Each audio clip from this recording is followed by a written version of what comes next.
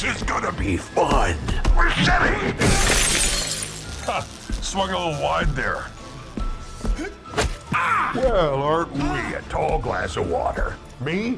I'm more of a Hawaiian punch. Sweet Tooth is an iconic and terrifying video game villain. How familiar were you with that game and that character before you took on this project? And how similar or different is your interpretation of him from the game?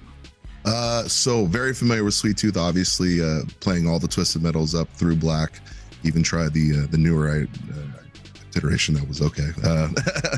Yeah, you know, I've had a very long working knowledge of Sweet Tooth's history, obviously playing through the games, getting the endings, and seeing all the different kind of permutations of his psychotic ways. But yeah, I mean, very familiar with that, and I think this Sweet Tooth kind of harkens, yeah, it kind of harkens across a lot of those particular different Sweet Tooths. I mean, he's not as probably as obsessive as he was in maybe Black, but definitely as you get to learn more about him and you see the genesis of where Sweet Tooth came from throughout the series, I think you'll begin to understand him as a character definitely a lot more.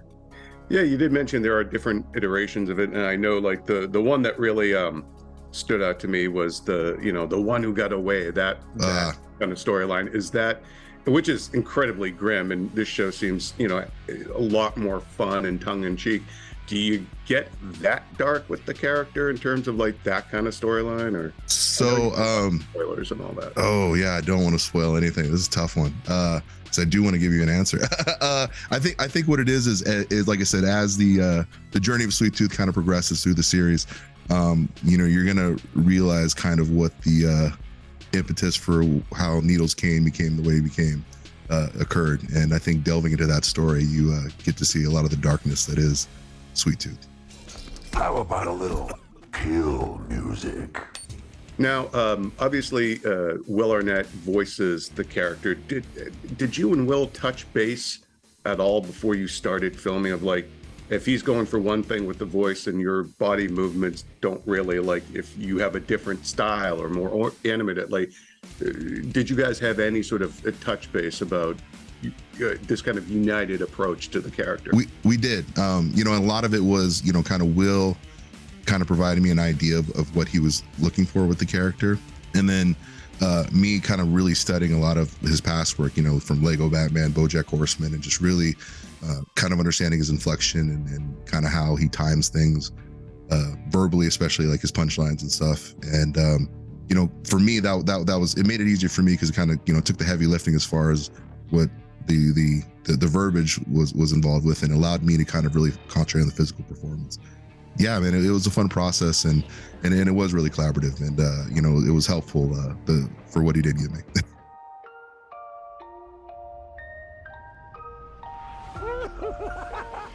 I always approached Sweet Tooth when we were making the show as being, I don't want to say shit disturber, like it's more like he's there to rock the boat, to ask the questions, to kind of do, apart from his own sort of personal objectives, he doesn't, I love a character like this too. He doesn't really answer to anybody, and he falls outside the rules of this world. You have this world that is a lot of stuff going on. You have John, who's got his own personal objectives. You've got Quiet, she's got her own personal objectives. Everybody's doing their own thing. Sweet Tooth kind of lives on his own planet within this world. I've never seen anyone cut off a human head and catch it as good as that. Sweet Tooth's a very chaotic character. There's a very noticeable unpredictability to what he does and how he does things. So, I mean, you definitely do get yourself into the headspace. I remember kind of sitting there and you going into, bigger performances, just kind of psyching yourself up like you would pre-match, and, kind of realizing you have to turn on the scary works to a 27 and go out there and terrify some people. So yeah, I mean, I think that was the biggest process in getting ready to play Sweet Tooth, is just taking the time to realize what a absolute insane individual he is. Do you love the silver-haired god? Don't lie to me.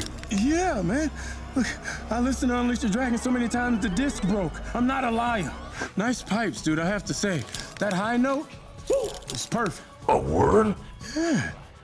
Believe me, I never thought that I'd be doing this voice that is the voice of Sweet Tooth in having to sing the thong song with Anthony Mackie. If you would ask me, you know what I mean? Like, what? That whole scene, that whole episode is great. I mean, there you really kind of get into understanding what Sweet Tooth's motivation is, right? It's funny because in that episode, he's searching for truth. He wants people to be straight with him, to be true to him, to be honest, et cetera, et cetera. And then he also lives in this other absurd thing where he demands Anthony Mackie sing thong song. Don't forget, he's insane. It's such a narrow, weird target because he's a villain and he's a bad guy and he's scary and he's menacing and all that stuff, but he's also got to be funny.